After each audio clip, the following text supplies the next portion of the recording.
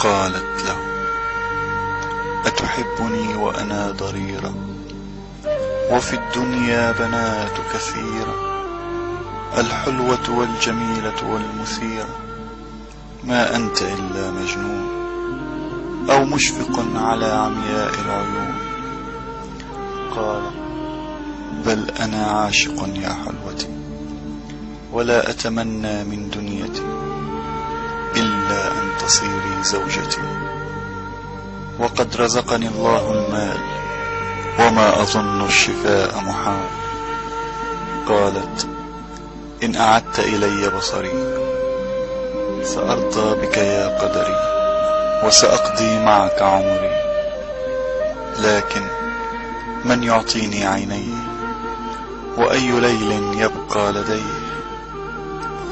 وفي يوم جاءها مسرعا: أبشري قد وجدت المتبرعا، وستبصرين ما خلق الله وأبدع، وستوفين بوعدك لي، وتكونين زوجة لي.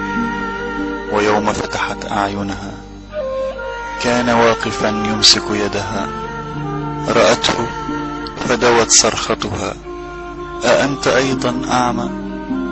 وبكت حظها الشؤم. لا تحزني يا حبيبتي، ستكونين عيوني ودليلتي، فمتى تصيرين زوجتي؟